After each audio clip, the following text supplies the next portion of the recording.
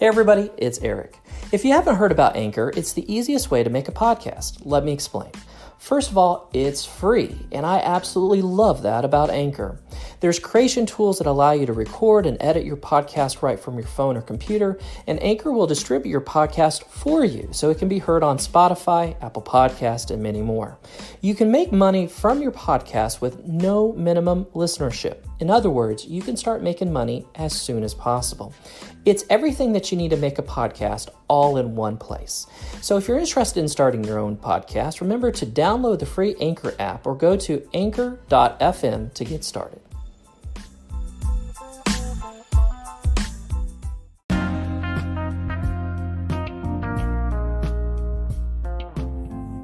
Sorry, I heard screaming coming from upstairs, and I wanted to make sure it was Missy watching something and not another domestic abuse refugee.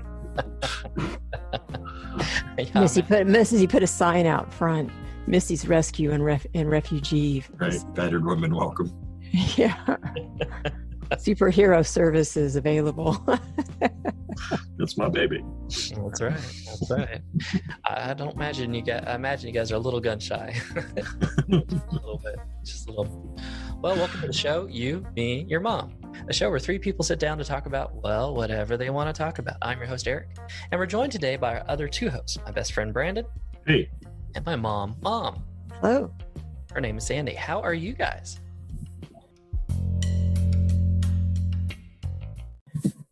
I'm glad today's over. Well, for some of us, if you're listening to this first thing in the morning, sorry, listeners, you still have to slog through your day.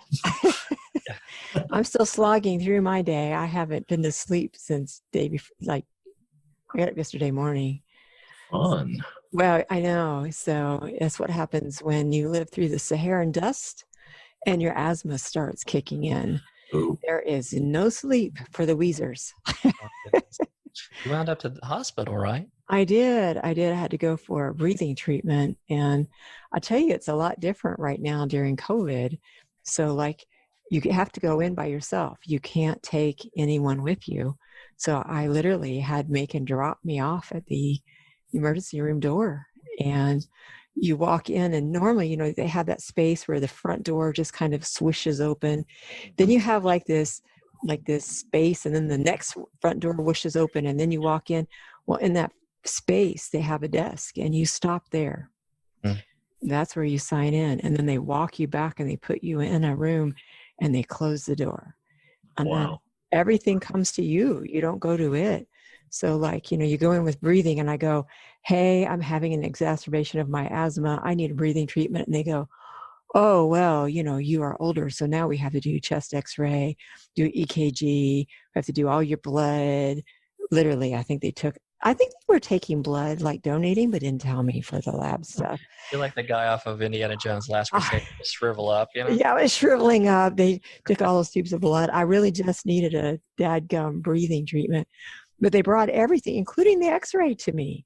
I just stayed in that room, and I wore my mask, and the breathing treatment this time was an actual plastic breathing mask, as opposed to usually when I go in for breathing treatment, there's a tube I breathe in, but they covered, as soon as I took off my cloth mask, they covered me with that plastic mask. Mm-hmm. So it was an interesting experience. So yeah, my day's still going. I'm like, they gave me prednisone. I'll probably be hyped up until Monday. Yeah. Breathing treatment, three other inhalers, caffeine. It will be Monday before I crash, and then it will probably be 2 months before I wake up. She just runs outside and just snatches a tree out of the ground and throws it and runs by. I know. I'm thinking, do I need to clean the house or something? She's over there twitching in the corner. Yeah, it's really kind of sad. Yeah. Well, I'm glad you're okay. Yeah, that's for sure. I mean, that's the most important thing. You guys are okay. Yeah, breathing is important, I've decided. Yeah, just a little bit. Yeah. Slightly. Yeah. Slightly. Yeah. A little underrated. We should be more grateful for it. Is that what you're saying? We should be extremely grateful for those easy breaths. Fair enough. Yes. Well, goodness. Well, my week wasn't nearly as interesting as that. we had 4th of July, which I'm sure you guys did too, and all the fireworks shows were Now we're canceled. still waiting for that here in Michigan. Oh yeah, Our calendar's different. Yeah, calendar's different. Yeah. So what was funny about it is all the fireworks shows were canceled, and I love Americans. They were just like, well, dang it, we're going to do it ourselves. And we had a particular gentleman in our neighborhood who bought all the fireworks. I think he took out his 401k for That was nice because all my neighbors chipped in. So yeah. So he had his own fireworks show going on, and he bought the big ones. It was going on for like an hour. Of course he did. It's Florida. Yeah, it's Florida. Of course he did. Yeah. So if there isn't some kind of property damage by the end, you're not doing it right. Exactly. So, or alligators with missing limbs on your front porch. Yeah, that's well, it's funny, those alligators, I know that's a news story this week about the missing limb alligator chilling. That's, I was surprised it made the news, to be honest, because that's far more common. It's kind of par for the course. Yeah, because alligators fight all the time. It's not, in one way they fight is they grab each other's limbs and they do the death roll on their limbs and rip them off. But how an alligator is built, he can pretty much, as long as he's got his back feet, he's fine. So I was a little surprised it made the news because it happens literally all the time. Now, the fact that he was like a 12-foot gator with his limbs torn off, either that happened when he was very young in his life, or there's a much bigger alligator that we all should be worried about. So let's pray for the former and try not to think about the latter. Well, I'm wondering about the latter and that severed head found on the side of the road in Florida. I'm wondering if that might be connected. Yeah, that's also a news story this week. That's Florida. Because Florida. Just Florida. Yeah, you don't need another explanation. My wife was almost in a car accident today. I will say this: I-4, which is heading down towards Disney. People they always get a little worked up. They're not from here and they panic. And right in front of her was a lady who was from the left lane. She was merging into the center lane, and someone happened to be pulling into the center lane at the same time. She panicked, and when she did, she jerked the wheel, and it caused the car to flip 2 or 3 times right in front of my wife. Oh my gosh! Crash. And it was a scary moment there for a second. My wife called me a little shooken up, and I was like, "Is everyone okay?" And she was saying everyone's okay. The person, thankfully was having a seatbelt and all that stuff. So, yeah, it was an interesting day for her. But that's something that's always happening in Florida. It's the only reason I bring it up. Something is always happening in Florida. If you guys come down here on a vacation, those that are listening, great, do so. But just be careful. You are rolling the dice. You are. Especially if it's raining. Yes. When it rains in Orlando, someone will die on the roads. Yeah, and you raise a good point. Like we say that facetiously, but at the same time, we're not kidding at the same time. No, that's absolutely serious. Yeah, that's absolutely serious. It's the most dangerous road in the United States, like 3 years running. The fatality rate is like 1.47 per mile. It is insanely dangerous on I-4. It's the only road to get to Disney. And people just struggle. And that whole thing's been under construction for 8 years. And so if you guys are coming down here, the reason we bring it up is because all the parks are opening back up. Just be very careful. And if you are panicking that you're going to miss your exit, don't freak out about trying to make your exit in time. Just go one down and then come back. It is not the end of the world if you miss your exit. It's Orlando. You'll find the next exit. It's not worth it because I've seen too many people do that and cause major accidents. I've seen all kinds of things. I've been into 3 accidents since I've been here, and I've seen all kinds of things. One, this guy's tire just came off, and he started skidding down the road, and the tire flew underneath our car and through us. So I've seen all kinds. I was with you for that one. Yeah, you were. I was sitting in the back seat. That was scary. So there's always something going on. So Florida being Florida. But we're not here to talk about Florida. We are here to talk about Brandon. Mortal Kombat! That's the only way to say those 2 words together. You have to yell it. So we watched Mortal Kombat last night with Brandon. This was the first time he had ever seen it. And we just thought we would do what we did with Highlander, just get his reactions, what he found interesting, if it was different than what he expected, and if so, how so, or if it was exactly what he expected. So that's what we're going to be doing today. So Mortal Kombat, first thoughts, Brandon, what do you think? There was a lot less fighting in it than I thought there was going to be. Like I was like, oh, okay, cool. These 2 are going to fight now. That was 45 seconds. What the heck? Like, I think the longest battle scene was in the weird spider ladder chair dimension between Liu Kang and Scorpion. Oh, you mean with the Or pirate? Johnny Cage and Scorpion, I mean. Yeah. Yeah. And that was like, what, 3 minutes long, maybe 4 minutes long tops. It was, and the quality of the fight scenes was something to be remarked upon, or lack thereof, I suppose. Okay. Yeah, I was like, oh, hey, this one's actually good. After, like, you know, I think that was the 7th or 8th battle, and it's like, hey, these guys are actually trying. Cool. That's what it looks like. There is one fight. Now, there's probably about 7 fights, I think, in the entire movie.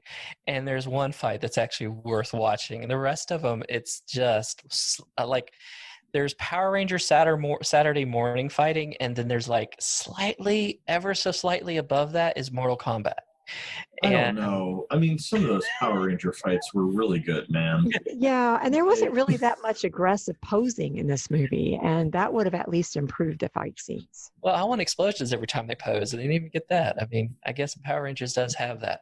So, based on your experience with the video game and finally seeing this, you know, one, obviously, there was a lot less fighting. But we could talk about how they just kind of slapped this movie together, and it was just obvious. So much. So, it was just an excuse to, like, find some cool locations and hire enough stunt choreographers to, like, appease the studios, and just and then just slap on the names of the characters from the game to make enough people come out and see it, because they know people are going to spend the money on it, even if it's horrible. Yeah, I mean, this was such a shameless money grab that it's just completely It truly obvious. was. It really was. But I kind of want to break down the movie just a little bit further and talk about different things. First of all, the pacing of the movie. It's funny, like, we were teasing about it when we were watching it. And for those that are interested, we actually have a recording of us live streaming that.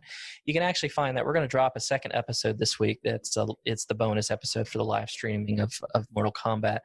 And what you can find there is us just kind of going through the movie together, making jokes. And we were teasing a lot about how this movie just kind of was slapped together, and there was just completely lazy editing just all over the place. And what was interesting about all of it was how they just kind of put different scenes together, and you were supposed to just assume that this is how things are supposed to be. And I was laughing. There was just all kinds of things. Like, we were teasing about how characters just randomly showed up with new outfits, and then you realize that over the course of the night, like, I was thinking about Sonya in particular, how she spends the first half of the movie in jeans, and then she randomly shows up for her fight scene and she's wearing jean cutoff shorts. And you're supposed to make the assumption that at some time on this evil island at night, she went, you know what I need to do? I need to cut these off into cutoff shorts. I mean, I would do the exact same thing, because I believe I've spoken before about my natural furnace-like body heat. I get rid of legs on pants when I'm in southern climates if the setting is appropriate.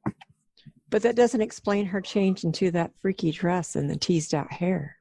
Well, yeah, that was just because she was getting the standard damsel to hooker makeover that, you know, bad guys have to give female characters for some reason. Yeah, which, by the way, what's his name? Shang Tsung? Susung, thank you. He kept on saying how excited he was that Sonya was pregnant. I can't wait to fight you. Yeah, he was like, especially you, Sonya. And what was funny about that was he never actually explains why he needs her or wants her for anything. You just assume that he's just this creepy old immortal who's just, you know, just really just hitting on her in the grossest way possible. You think after centuries of being alive, his flirt game would be a little stronger, but it was just him. I would hope he would at least give some kind of, your line is a powerful, you know, family of warriors through the ages, and you are the last of that line, or the newest or current whatever of that line. And it was really awkward, like, trying to place her for the first half of the movie till I looked it up and realized it was the love interest, you know, 4th grade teacher from Billy Madison. Yeah. And then once you saw that and watched her fighting, like, that's all you could see. Yeah, it completely takes it away from it. And it was really interesting how they kind of just had her there for the sake of having her there. And it was just eye candy, I guess, is why she was there. Although they were acting like she's a great fighter, but she fought once, quite literally fought once or Yeah. twice. And that was it. The rest of the time, she stood around and asked questions of our protagonist just to drive the plot forward. And then they literally chain her up at the end, and they have to go save her. And it just was hilarious to watch this. And by the way, I found out, for those that haven't seen us watching it, there was this, we were trying to decide if Kano was British or Australian. And I looked it up officially, by the way. He's officially supposed to be Australian. That was not an Australian accent.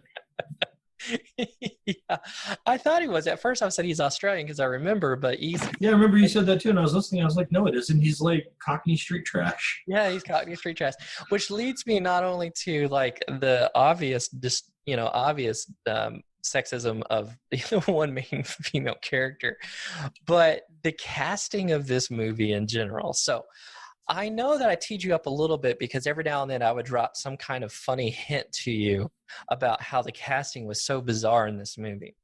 Did it exceed your expectations? Was it something completely unexpected, or is it something that was on par for you, get my words out, on par for the course as to the casting of this particular movie? Well, once I found out that, Master of the Mayonnaise, Christopher Lambert, was Raiden, I mean, good Lord, Gandalf the sour cream in his robes and everything, like just shades of beige and white everywhere. Like, knowing that, like, I was, no other casting choices would have surprised me, but there weren't like too many crazy ones necessarily.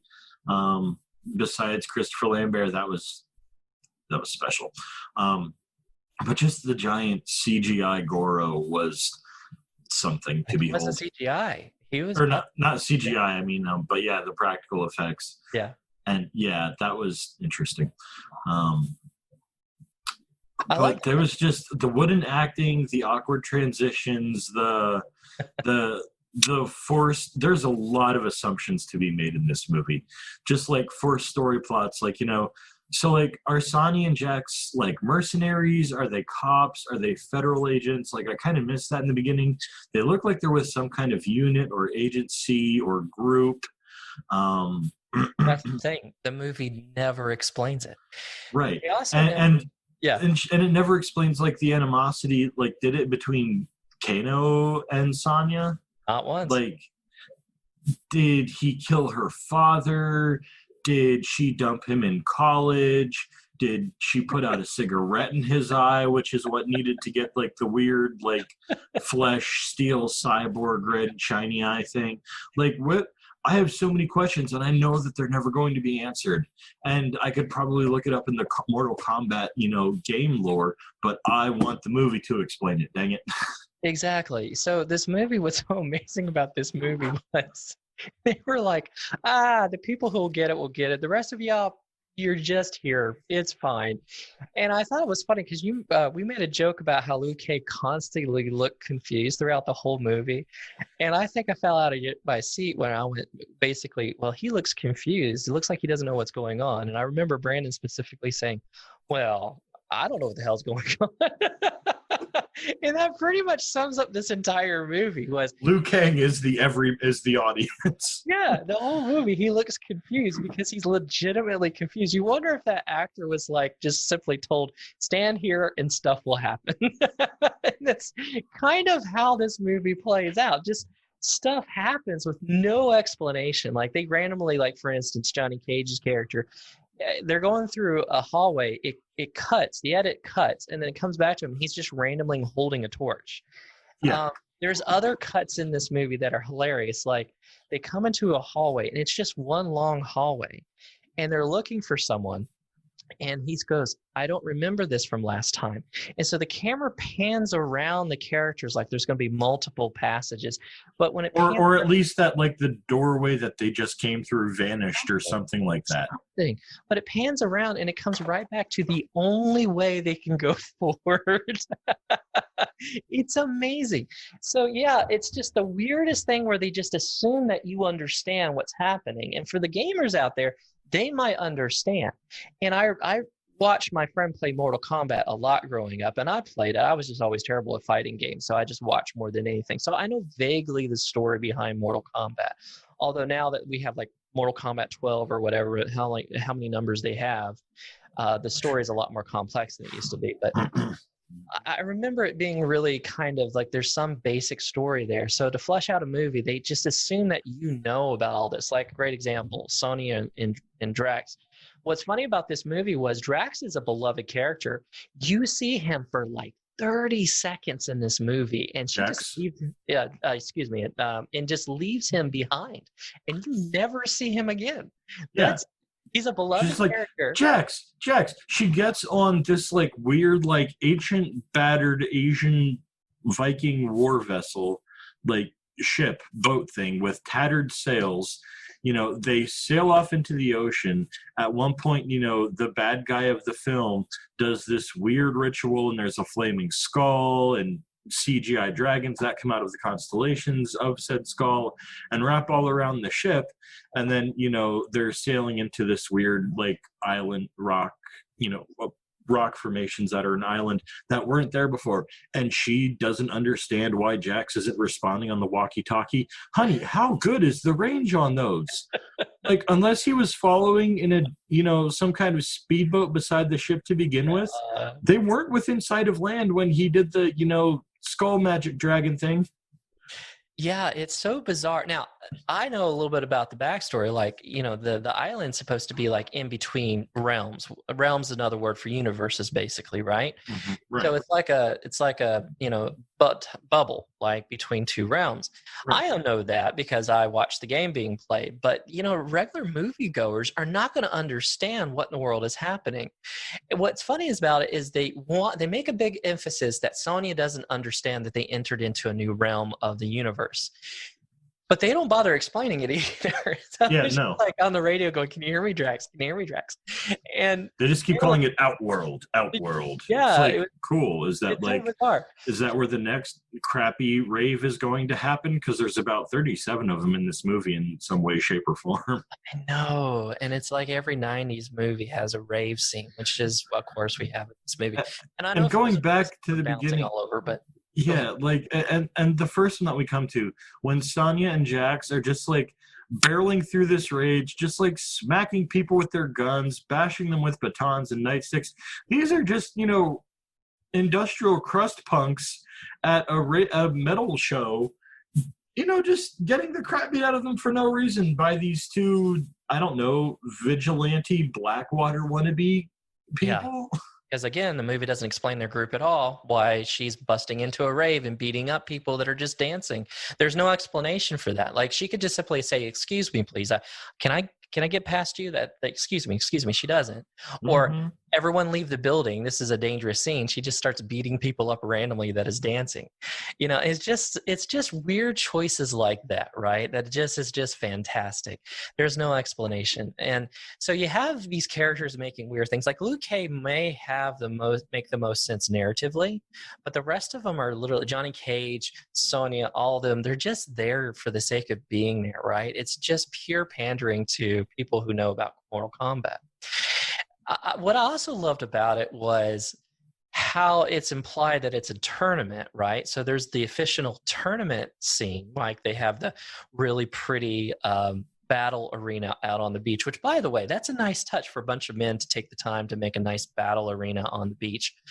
It's really nice. But then more than half the battles, if you want to call them that, most of them don't last more than 30 or 40 seconds, do not take place in the tournament tape or whatever you want area at all. They're just random fight scenes. Like, there's this one moment where Johnny Cage, there's a fight in the arena, and Johnny Cage just cuts to a random forest that we haven't seen before and we haven't seen since. And the forest is lines of trees.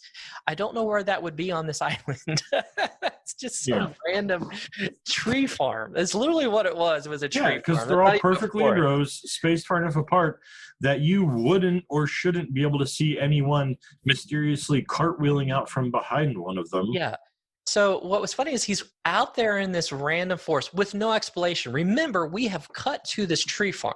Yeah, and it's just like he went to like the edge of camp and then just started walking into this forest that is never shown or referenced or, you know, hinted at. Again, it's always beaches and kind of desolate wastelands looking kind of deals. Yeah. And exactly. Yeah, just like the mountain arena. But we never see this forest ever again. Not once. Never see it again. There's no aerial view that includes it, you know. And Scorpion's just standing in the woods waiting for him on this tree farm. You know what I mean? Like, so thank God this worked out. I would have felt really foolish. I know. So like, meanwhile, Sub-Zero is just like hiding in the bathroom. Come on. Doesn't Sub-Zero sound like a WWE wrestling guy? It does. It would be a solid wrestler's name. I think I have to admit, it would be a solid. I think Scorpio would be a solid wrestler name. Actually, the team together. Yeah, I think it would be great. Sub-Zero and Scorpion do tag teaming. Yeah, absolutely great. Yeah. You know, it's just these random edits. Like you just go from one scene to the next with absolutely no transition or another. And what made it really funny was they would fight. And then like the fight would end, and then rather kind of like have a moment to wrap up the fight, they would just cut away from the fight. So we were constantly, when we were watching this, making jokes about like, what do they do when they finished fighting? Because for instance, Liu Kang fights Katara, and oh, sorry, I did a Last Airbender thing. Crossing fandoms. I know, I insulted Airbender. I am so sorry for the fans out there. But he's fighting her, and then she says some BS about, you know, the greatest weapon is something that you get life, that creates life. Use the element of life in your next fight. Yeah, and then it just cuts away with just Liu Kang staring at her, and we don't know what happened. I guess they all just got up and left and went back and just chilled in the castle. There was no explanation to it. It's like, well, this fight has gone on long enough for her to secretly whisper the phrase to him. All right, call it. Like there's no rhyme or reason. Honestly, the editors could have taken about 15, maybe 20 scenes of this entire movie and been like, okay, these need to be fixed points on the timeline. This happens, this happens, this happens. We see Ariana Grande on steroids with an extra set of arms. Then this happens, and everything else. They could literally just like throw darts with numbers on them at the rest of the scenes and just shuffle them into the movie as they see fit. It was like it was created by someone that had like an extreme case of ADHD. It was just incredible to watch. Yeah. And when you're 13, you don't notice all this stuff. But as you get older, you're just like, oh my goodness. So many strings that you see. So many just strings just hanging there. So we've talked about the weird editing. We've talked about, you know, just jumping in and out of scenes. I kind of want to talk about where the movie did spend its time, which made me laugh really hard. So they don't spend any time establishing their good storytelling, good cutting, good cinematography, good editing. They spent all their money on these really fun set pieces. I have to admit, they had some amazing locations. They were great locations, right? And the CGI for that time, like, was pretty cool. It was. And what made it also really funny was all the set pieces themselves, like the idea that he had basically a throne or presiding over the beach arena that had peacock feathers sticking out of it. That's fantastic. Oh, I want that throne. Oh my gosh, it's amazing. So it's this weird combination of, you can tell where the director spent literally all his time. He was into building the set out, and which he did. He spent all his money. It was almost like he's like, this is what, I don't have a movie. I don't know what I'm going to do. I don't have a story. So I'm just start building random stuff. And he spent all his time to do that, and he ran out of time, and he's like, okay, let's just film some scenes and throw it all together. And that's kind of how it felt, right? It was pretty great. Yeah, it was pretty cool. With that, it just made me laugh so hard. What do you think about Christopher Lambert randomly showing up? I know we've already talked about it a little bit. Like I don't even know how I feel. He didn't really need to be there necessarily. Like, he would just pop in, throw out some fortune cookie wisdom, and then leave again. He had this really weird choice he made with his voice that obviously was working on him as the filming went on, because it went away and just wasn't there sometimes. Then it would come back again like, oh, I'm supposed to be doing this. And at one point, he definitely had like a really awkward Joe Biden sniff moment with Sonya that I wasn't a fan of. But there was, I don't know, like, I guess he had some kind of credit back in the 80s and 90s, because there is no other reason for that man to be in this movie. It's amazing. Like, I guess he was a tent pole for them. Like, yeah, that was what the thing is. Yeah. I remember during the promos, they were really leaning heavily to the idea that we've got Highlander to be part of our franchise. And they were touting like that's a good thing. And it's amazing how that, I don't know how the movie people went from Highlander to Raiden. I don't know the connection. You're like, you know what would be really great at this? Highlander. And Right. I don't know how the connection makes, because there is no obvious connection. I don't think there's any kind of connection as to let's make this. It was almost, it comes off like, for those that are listening, but we may explain, Raiden is supposed to be, he is based on a Chinese legend, a Chinese lore character, and the fact they casted a French guy to play Raiden is so beyond us that we have no comprehension. I guess the quota was one Chinese guy per movie, and that was it.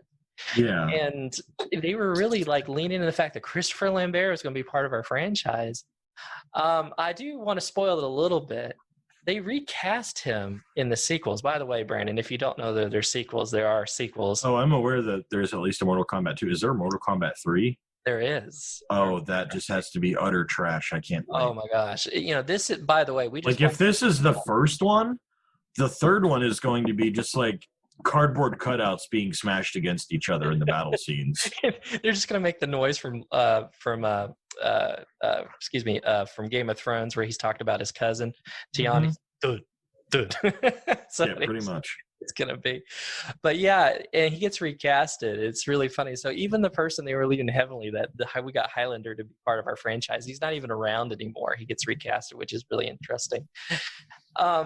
I will say there is a highlight of this movie, and we did talk about it a little bit, was a particular performance that I do want to talk about. It's actually better than anybody else's performance. And I'm actually talking about, let's see, I always want to, it's Kerry. How do you pronounce his last name? I don't want to mispronounce it. I know who you're talking about. Let me look it up so I don't bungle it either. Kiri Hiroyuki Tagawa. Tagawa, thank you. I was pulling it up and I didn't get to it in time. He actually does a really pretty fun performance in this. At least I thought so. What do you think? Oh yeah, like he's solidly. And we were talking about this during the watch through. And listeners, just look this guy up. Kiri-Hiroyuki Tagawa, Hiroyuki, and then his last name is Tagawa. But when you see him, you'll be like, oh, that guy, because he's always played like a bad guy. Or, like the mysterious, creepy guy who's probably the bad guy. Whether he's like, the mastermind or just a henchman, or like I think in 50 First Dates, if I'm thinking of the correct guy, he might have just played, some like kind of like right. Homeless, jerk basically, or something like that. But he's always, his performance in this, like, I gotta hand it to him. He played a spectacular bad guy. Like, he knew just exactly the amount of schlock to put on this performance. And it came off really great, in my opinion. Yeah, and he's really interesting. If you look at his filmography, he's been in a ton of stuff since 1986. I mean, he has been around. I'm talking about like Big Trouble in Little China, Last Emperor, Bulletproof, American Dragons, all kinds of things. Obviously, Mortal Kombat, Balls of Fury, even The Art of War, Snowfalling. Yeah, he just goes on and on. He's got a huge repertoire. He's even been in Star Trek as he was getting started as a guest appearance. Obviously, he was in The Man in the High Castle, which is absolutely acclaimed show, and his performance in that is amazing. He is so good in that. And I remember him in Alien Nation. Most people don't remember that show. but I remember him being in that as well. He's a good actor, and you're exactly right. He knew that this was a ridiculous movie, and so that his villain needed to be ridiculous. You know what it reminded me of? Robin Hood, Prince of Thieves. You guys remember that with Kevin Costner? I love that movie so much. It's so ridiculous. Oh, that movie's complete trash. I'm going to say it out loud publicly. It's complete trash. Now, it's like Mortal Kombat. I will watch that trash every time it's on TV because it's so trash. It's amazing. But there is one absolutely redeemable feature about that movie. Alan Rickman as the sheriff. He is so good because he knew this was a ridiculous movie. He knew the fact we're casting Kevin Costner as an Englishman was the most ridiculous thing on the ever planet. So he was just going to lean into the sheriff role, and he does. And he's by far the best of this film. That's so great. Same way with this character here. He just knew this movie was ridiculous, and he was going to be a ridiculous villain. And it works. It's surprisingly, he's by far the most fun part of that whole movie when it comes to Mortal Kombat. I mean, I don't know if you guys agree, but no, absolutely agree. Like Liu Kang is, seems like he's a great fighter, and I should probably look up his real name. But a lot of times he just seemed confused. Yeah. And honestly, it's probably just because he was trying to figure out, like we said, what the hell is going on. But didn't come off as the greatest actor to me. Johnny Cage, seemed like a smart little chip on his shoulder actor guy. Did a great job, good fighting, but you could tell he was an actor in her performance. Sonya, she was the blonde who was there. Like we said, Shang Tsung kind of did great and everything, but everyone else in this movie was just like if Princess Katana was any more wooden, like you would see she was rough. You would see like the knot holes and the age rings on her. Like, good Lord. Yeah, she was rough. I've seen people do first teleprompter reads that were smoother than she was. Yeah, if I remember in real life, she started as a model, and then it was like her shot at the devil, you say. Yeah, trying to break into. Now, the guy who plays Liu Kang his name is Robin Shu, and he's been into different things, mostly just Mortal Kombat. But there's a few other things. He was in Death Cage, Death Race. I had forgotten he was in that. Yeah. So he's been in a few things, more than a few things. So yeah, but he's interesting. Yeah, you did look confused most of the time. So it's just, this movie's trash from beginning to the end, but there is a couple of redeeming things. First of all, like you said, the film locations are actually pretty cool. The sets look pretty decent for the time, and then you've got this great performance for a villain, and it just makes you laugh. Like the rest of it is just a slog, but you've got that. For those that are listening and don't know about Mortal Kombat, it's actually directed by Paul Anderson. You guys will recognize him as a director because he's directed all the Resident Evil movies, which does explain his weird choppiness. He's actually married to Milia Jovovich, who stars in all the Resident Evils in real life. Yeah, exactly. And so that's the connection there. And I can see it. Like, it's funny now because I'll be honest, once in like every 5, 6, 7 years, my wife and I go through the Resident Evil series because they're so bad. It's one of those, they're so bad, we have a good time laughing at them. And we did that literally just this past year where we went through it. Now, I will say by the time you get to the very last Resident Evil, it stops being funny. Like, it's just rough. And you look and go, oh, he was struggling with these weird cut scenes even back when he was young. This is not something he's improved on at all. If anything, he's gotten worse. Now it's funny. His not only does he do these random cut scenes into new scenes, now he does shaky cam. So on top of just starting a scene like in the middle of the woods with no explanation, he's doing shaky cam. And it's just, it's nauseating to watch. Like, literally will make you kind of sick sometimes. So I've not seen him do anything recently, and that might be an okay thing. Regroup and try to figure out how to smooth out his movies. I would definitely say that. Yeah, when you first said Paul Anderson, I was like, wait, Paul Thomas Anderson did this? And I realized, oh no, there's two of them. Yeah, there's two of them. Very different quality. Yeah, slightly. just ever so slightly, just a smidge. So I was about to say, he was like the one time to make Sandler give like a great serious acting performance before Uncut Gems came out. Yeah. But yeah. And then I was like, okay, good. The universe makes sense once more. Yeah. When he told me, it's like, no, not that guy, the Resident Evil guy. And I said, oh, okay, good. because I was about to start bleeding from the nose. I was going to say, I thought you were about to have a stroke. I did. You're like, your head was literally going to blow up. There was a hemorrhage happening. So as we're wrapping this up, I have to ask the one final question. Do you think this movie, for the most part, accomplished what it was set out to do? What was it supposed to do? Give us 90 minutes of that we could have been playing the video game instead? Sure, it did that. Did it have the characters from the game? Well, it had characters with the same names as the ones in the game. Sure, let's check that box too for funsies. Why not?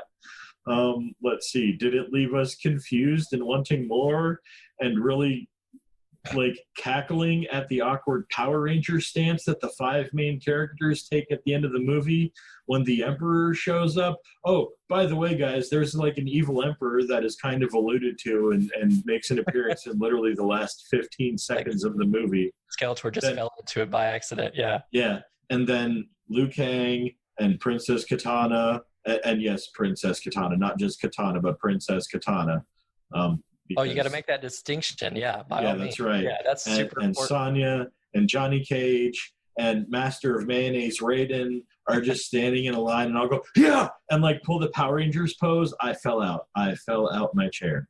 Like I struck my knee upon the floor, and it hurt, but I was cackling too madly because it was just ridiculous. And I'm pretty sure like right after that happened, we got the 4th Mortal Kombat of the movie. Like, oh. Yeah. Oh, and I forgot the other redeeming thing about this movie. The movie's complete trash. But that song is actually one that slaps. It's a slapper. Like, I'm not, jokes aside, that's a cool song. It really is. Like it gets you hype. It does. I mean, the hype is real. When that song drops, you just want to like go and punch the wall or do step aerobics or Taibo or whatever the 90s was doing at the moment. Go ride a skateboard. I have to admit, like that song was everywhere. And it's like you don't condone, but you understand why so many of the guys you knew in high school went and lifted pickup trucks and were shooting steroids. Exactly. It's like the moment that song hits, you're just like all this nostalgia of like comes flooding back, and all you want to do is create your own training montage. That's all you want to do, right? It's like I just want to chug Surge and Josta. Surge, that's a good reference. I haven't thought about that in years. I used to drink the crap out of Surge. I don't even know. You can still get it. Oh, can you? Yeah. Oh, well, that changes everything. It comes in like tallboy cans now. Oh my goodness, I don't know. Because that's what we need. Yeah, that's what I need on top of my prednisone and all the other inhalers that I'm having. If your heart must explode. Yeah, she's gonna scream and then just drive her head into the drywall. You'll both hear the scream. You in Florida and you in Michigan. Shake the whole thing. Yeah, it's gonna be a loud scream and a small pop. Yeah, Obi-Wan's like, I feel a disturbance in the force, like one giant scream cried out, then suddenly silence. I want the tall boy. Yeah, I mean, it's a slapper. That song is a slapper. So yeah, there's some things that coming out now. Does this movie accomplish what it set out to do? What? There is no purpose or point to this movie at all, other than to make as much money as possible. And I think it did that. Yeah, it was to hype a bunch of 12-year-olds to buy the next game, I'm sure. But as far as like movie, like making a point, it doesn't make a point at all. No. The most ridiculous thing. So yeah, I think Brandon's answer to no, there is no point. And one last thing before we go, and as if this whole thing hasn't been spoilers enough, when the ultimate champion of how many years or generations or centuries, Prince Goro, falls off the side of a mountain.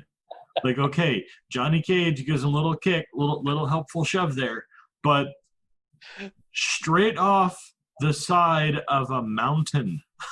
Oh, you forgot the nut punch, though. I mean, that's how you defeat every undefeated champion of all the realms for centuries. You just nut punch them. No one's ever thought of that before. I love it. It's Except just Bloodsport. So what? Yeah, it's so bizarre. It's so bizarre. Kumite. For those that are listening, we're joking about how much this movie stole from other movies. So that was like the jokes as we were going through it quite a bit. So, well, Brandon, you have seen Mortal Kombat. You have survived 2 movies of Christopher Lambert, which brings me to our next point. We definitely have Highlander 2 planned, which is continuing our trilogy of Christopher Lambert movies. And we're going to expose Brandon to Highlander 2. For those that are listening, if you've never seen Highlander 2, strap in for the ultimate experience of failure and mediocrity. And we are definitely looking forward to it. Any entertainment I value. thought you said we're watching Highlander 2, not The Weatherman with Nicolas Cage and Michael Caine. They're kind of both right there.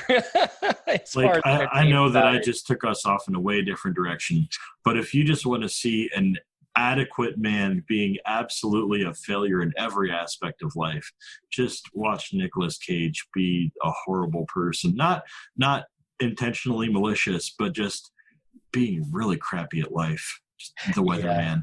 It's depressing. Once, and I just never wanted to see it again. I barely got through it.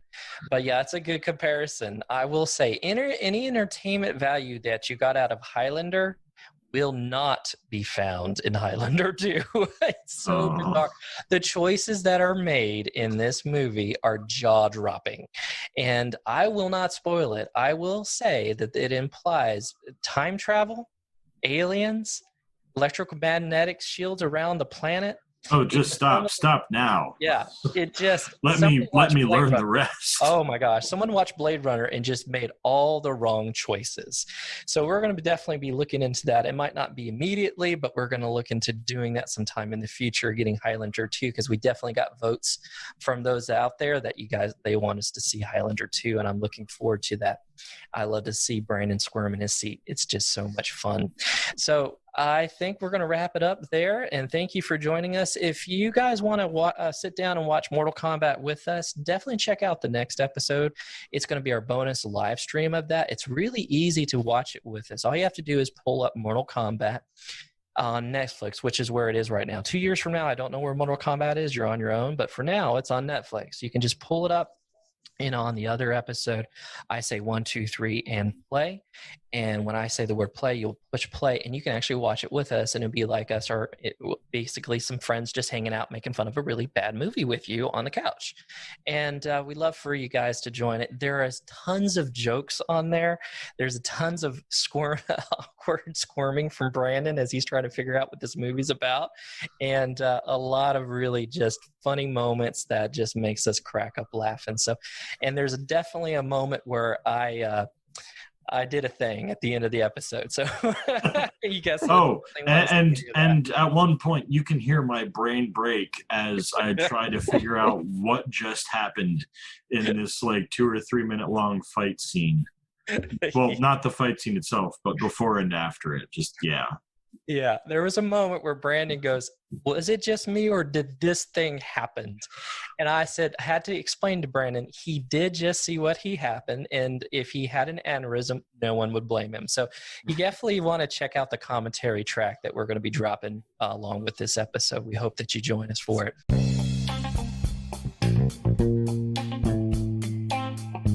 Well, guys, it's been a lot of fun. Thank you, both of you, for joining us. And thank you for those that are listening out there joining us. We always appreciate you guys taking an hour or so out of your time to be with us. Hey, there's ways that you can contact us. If you've got some opinions about Mortal Kombat or got some opinions on what movies that Brandon should be watching next, let us know. There's several ways that you can do that. First of all, you can check us out on our Facebook page, which is You Meet Your Mom. You can Google it and we'll pop right up, and you can join us there. Lots of things are usually happening over there. People like to direct message us. People tend to leave little comments on memes that I post occasionally, and you can get the latest news. Often my announcements, especially when a new episode is going to be dropping, you can find that right there on our Facebook page. You can also find us on our Instagram page, which is You Meet Your Mom 99. That's You Meet Your Mom 99. You can reach us there. If you got some really cool thoughts you want to share with us, or some opinions or some ideas that you want to share with us, and you can also go to where most of our podcasts live, and there's a really cool button that we've made available called Leave a Voicemail. If you click on that, you can actually leave us a voicemail, and we could be able to feature your lovely voice right on the show. So that that would be a great way to do that as well. And there's one last way to, there's a couple things. We've also set up a new Twitter account. You can find us there as Your Mom 99 on Twitter. And that's just going live now. So there's not really anything on that account, but we're going to make that more active very soon. And the last way that you can reach us is by email, if you prefer to send in your questions and comments and thoughts by email. And that's youmeetyourmom99@gmail.com. That's youmeetyourmom99@gmail.com. And that's spelled youmeyourmom99@gmail.com. Thanks, Brandon. Love it. Last thing before we go, for those that are listening, there's one other thing. If you like what we do, please help us out in a couple of ways. First of all, share us with your family and friends and everyone that you know, that we're trying to grow as a podcast. And that's the best way that we can grow, is you sharing it with people that you know that would like what we do. So please do that as well. Another thing that you can do is leave us a review. You can find ability to leave reviews for podcasts on iTunes, and also like places like Spotify. Pocket Cast, I believe, has a review option. That really helps. The more reviews that we get, the more we will go trending with the algorithm. And that would be a really big help if you guys could do that for us. And we would really deeply appreciate you guys sharing us and leaving us a review. So that would help us grow quite a bit. So thank you so much for doing that in advance. And thank you so much for joining us again. And wherever you are in the big wide world, just remember, it can always get worse. We'll see you next time. Bye. Bye.